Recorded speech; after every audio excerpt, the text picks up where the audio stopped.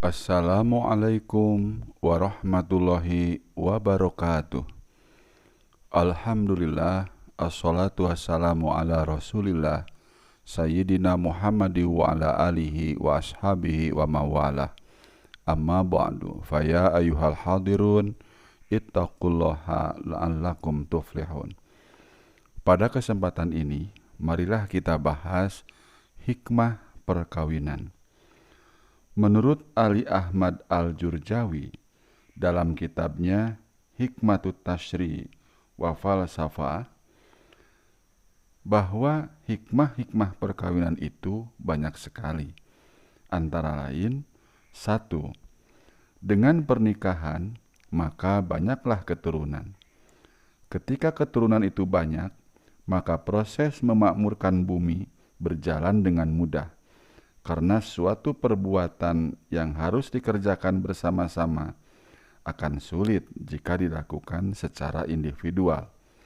Dengan demikian, keberlangsungan keturunan dan jumlahnya harus terus dilestarikan sampai benar-benar makmur. Kedua, keadaan hidup manusia tidak akan tentram kecuali jika keadaan rumah tangganya teratur. Kehidupannya tidak akan tenang kecuali dengan adanya ketertiban rumah tangga. Ketertiban tersebut tidak mungkin terwujud kecuali harus ada perempuan yang mengatur rumah tangga itu. Dengan alasan itulah, maka nikah disyariatkan sehingga keadaan kaum laki-laki menjadi tentram dan dunia semakin makmur. Ketiga, laki-laki dan perempuan adalah dua sekutu yang berfungsi memakmurkan dunianya masing-masing dengan ciri khasnya berbuat dengan berbagai macam pekerjaan. Dalam kaitan ini, Rasulullah Shallallahu Alaihi Wasallam bersabda, "Lihat tahida ahadukum fal ya syakiron walisanan zakiron wa zaujatan mu'minatan solihatan ta'nihi ala akhiri khoti akhiratihi." Hendaklah di antara kamu sekalian menjadikan hati yang bersyukur, lidah yang selalu mengingat Allah, dan istri mukminah solihah yang akan menyelamatkannya di akhirat. Keempat, sesuai dengan tabiatnya, manusia itu cenderung mengasihi orang yang dikasihi. Adanya istri akan bisa menghilangkan kesedihan dan ketakutan. Istri berfungsi sebagai teman dalam suka dan penolong dalam mengatur kehidupan. Istri berfungsi untuk mengatur rumah tangga yang merupakan sendi penting bagi kesejahteraannya. Allah berfirman, wa ja'ala minha zaujaha liyaskuna ilaiha. Artinya, Dia Allah yang menciptakan istrinya agar dia merasa tentram kepadanya. 5. Manusia diciptakan dengan memiliki rasa ghiroh atau kecemburuan untuk menjaga kehormatan dan kemuliaannya. Pernikahan akan menjaga pandangan yang penuh syahwat terhadap apa yang tidak dihalalkan untuknya. Apabila keutamaan dilanggar, maka akan datang bahaya dari dua sisi, yaitu melakukan kehinaan dan timbulnya permusuhan di kalangan pelakunya dengan melakukan perzinahan dan kefasikan. Adanya tindakan seperti itu tanpa diragukan lagi akan merusak peraturan alam. Rasulullah SAW bersabda, "Man tazawwaja faqad roza syatro dinihi falyattaqillaha fi syatoril akhar." Barang siapa menikah berarti telah menjaga separuh agamanya, maka hendaknya dia takut kepada Allah akan sebagian yang lain. Sabdanya lagi, "Ya ma'syaros sababa, man istata'a minkumul ba'ata falyatazawwaj fa innahu aghaddu lil basari wa ahsanu lil farji.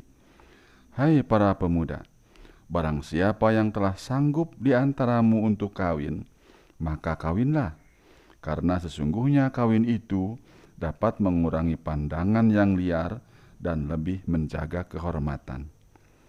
Keenam, perkawinan akan memelihara keturunan serta menjaganya. Di dalamnya terdapat faedah yang banyak, antara lain memelihara hak-hak dalam warisan. Seorang laki-laki yang tidak mempunyai istri tidak mungkin mendapatkan anak, tidak pula mengetahui pokok-pokok serta cabangnya di antara sesama manusia. Hal semacam itu tidak dikehendaki oleh agama dan manusia. Ketujuh, berbuat baik yang banyak daripada berbuat baik yang sedikit. Pernikahan pada umumnya akan menghasilkan keturunan yang banyak. Dalam kaitan ini, Nabi SAW bersabda, "Tanakahu, tanasalu, takasaru, fa inni mubahin bikumul umam yaumal qiyamah." Artinya, menikahlah, niscaya kamu sekalian akan beranak pinak, dan berbanyak-banyaklah kamu sekalian, maka sesungguhnya aku membanggakan dengan kalian akan adanya umat yang banyak pada hari kiamat. 8. Manusia itu jika telah mati terputuslah seluruh amalnya yang mendatangkan rahmat dan pahala kepadanya. Namun apabila masih meninggalkan anak dan istri, mereka akan mendoakannya dengan kebaikan hingga amalnya tidak terputus dan pahalanya pun tidak ditolak. Anak yang soleh merupakan amalnya yang tetap yang masih tertinggal meskipun dia telah mati. Sabda Nabi SAW, "Idza mata ibnu Adam in qata'a amaluhu illa min salasin, shadaqatin jariyatin, au ilmin yuntafa'u bih, au waladin sholihin yad'ulah."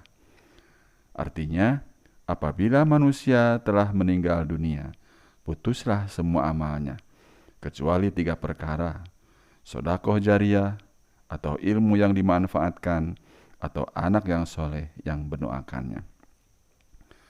Selain hikmah-hikmah di atas, Sayyid Sabiq menyebutkan pula hikmah-hikmah yang lain dalam bukunya pada halaman 34 dan 35. Menurut dia, hikmah pernikahan salah satunya yaitu sesungguhnya naluri seks merupakan naluri yang paling kuat, yang selamanya menuntut adanya jalan keluar. Bila mana jalan keluar tidak dapat memuaskannya, maka banyaklah manusia yang mengalami kegoncangan, kacau, dan menerobos jalan yang jahat. Kawin merupakan jalan alami dan biologis yang paling baik dan sesuai untuk menyalurkan dan memuaskan naluri seks ini. Dengan kawin, badan jadi segar, jiwa jadi tenang, mata terpelihara dari melihat yang haram, perasaan tenang menikmati barang yang halal. Keadaan seperti inilah yang disyaratkan oleh firman Allah dalam surah Ar-Rum ayat ke-21. Wa min ayatihi an khalaqalakum min anfusikum azwaja litaskunu ilaiha wa ja'ala bainakum mawaddata wa rahmah inna fi dzalika laayatil liqaumi yatafakkarun. Dan di antara tanda-tanda kekuasaannya ialah Dia menciptakan untukmu istri-istri dari jenismu sendiri, supaya kamu cenderung dan merasa tentram kepadanya, dan dijadikannya di antaramu rasa kasih dan sayang. Sesungguhnya pada yang demikian itu benar-benar terdapat tanda-tanda bagi kaum yang berfikir. Dari Abu Hurairah radhiyallahu an, Nabi SAW bersabda, "Innal mar'ata tukbilu fi suratin syaitonin wa tudbiru fi suratin syaitonin fa idza ra'a ahadukumu min mir'atin ma yu'jibuhu falyati ahlahu fa inna dzalika yaruddu ma fi nafsi. Yang artinya sesungguhnya perempuan itu menghadap dengan rupa setan dan membelakangi dengan rupa setan pula. Jika seseorang di antara kamu tertarik kepada seorang perempuan, hendaklah ia datangi istrinya, agar nafsunya dapat tersalurkan. Hikmah kedua menurut Sayyid Sabiq, yaitu kawin merupakan jalan terbaik untuk menciptakan anak-anak menjadi mulia, memperbanyak keturunan, melestarikan hidup manusia, serta memelihara nasab yang oleh Islam sangat diperhatikan. Dan dalam penjelasan yang lalu telah dikemukakan sabda Nabi SAW tentang hal ini, yang artinya sebagai berikut: kawinlah dengan perempuan yang penuh kasih sayang atau pecinta, lagi bisa banyak anak, agar aku nanti dapat membanggakan jumlahmu yang banyak di hadapan para nabi pada hari kiamat nanti. Hikmah yang ketiga, naluri kebapaan dan keibuan akan tumbuh saling melengkapi dalam suasana hidup dengan anak-anak, dan akan tumbuh pula perasaan-perasaan ramah, cinta, dan sayang yang merupakan sifat-sifat baik yang menyempurnakan kemanusiaan seseorang. Hikmah yang keempat menurut Sayyid Sabiq, menyadari tanggung jawab beristri dan menanggung anak-anak akan menimbulkan sikap rajin dan sungguh-sungguh dalam memperkuat bakat dan pembawaan seseorang. Ia akan cekatan bekerja karena dorongan tanggung jawab dan memikul kewajibannya, sehingga ia akan banyak bekerja dan mencari penghasilan yang dapat memperbesar jumlah kekayaan dan memperbanyak produksi. Kelima, adanya pembagian tugas, di mana yang satu mengurusi dan mengatur rumah tangga, sedangkan yang lain bekerja di luar, sesuai dengan batas-batas tanggung jawab antara suami istri dalam menangani tugas-tugasnya.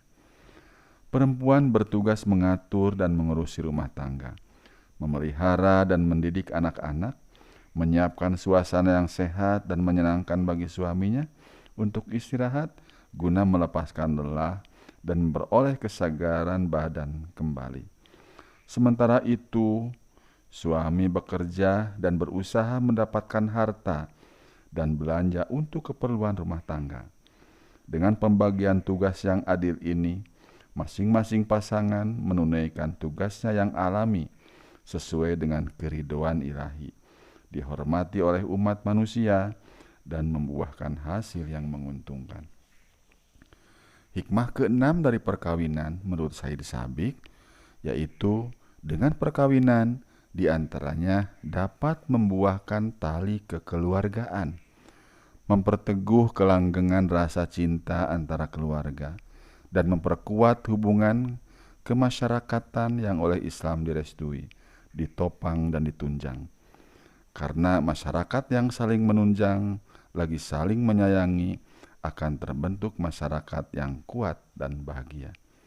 Jadi, secara singkat dapat disebutkan bahwa hikmah perkawinan itu antara lain menyalurkan naluri seks, jalan mendapatkan keturunan yang sah, penyaluran naluri kebapaan dan keibuan, dorongan untuk bekerja keras, pengaturan hak dan kewajiban dalam rumah tangga, dan menjalin silaturahmi antara dua keluarga, yaitu keluarga dari pihak suami dan keluarga dari pihak istri.